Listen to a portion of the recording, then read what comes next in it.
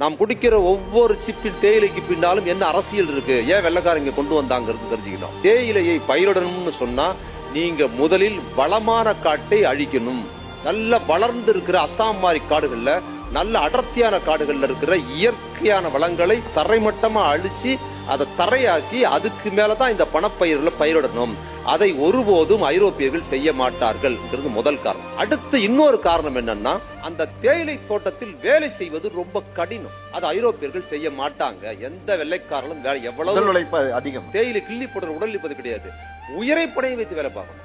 நீங்க காடுகள்ல, அவ்வளவு அடர்த்தியான காடுகள்ல, அசாம் காடுகள்லயும் இன்னைக்கு ஊட்டியில இருக்கிற காடுகள்லயும் இன்னைக்கு வரைக்கும் நீங்க வேலை பார்க்கணும்னா பனியில நிக்கணும். கடுமையா அட்டை பூச்சி கடிக்கும். உங்களை எந்த நேரம் சிறுத்தை வந்து கொள்ளுன்னு தெரியாது. யாரை மிதிப்பட்டு நீங்க சாகணும். இந்த வேலை மனிதர்கள் பார்ப்பதற்கு லாய்க்கற்ற வேலை. ஐரோப்பியால இருக்கிற ரொம்ப கூலியா இருக்கிற ஒரு தொழிலாளி கூட இந்த வேலையை பார்க்க மாட்டாங்க. வெள்ளக்கார சோல்ஜர் வந்து இங்க இருக்கிற மன்னர்களோட, இங்க இருக்கிற போரோட சண்டை போட்டு செத்து போறது கூட வெள்ளக்கார வருவாங்க. ஆனா தேயிலை தோட்டத்தில் வேலை பார்க்க மாட்டான். அப்படி ஒரு கொடூரமான முறை.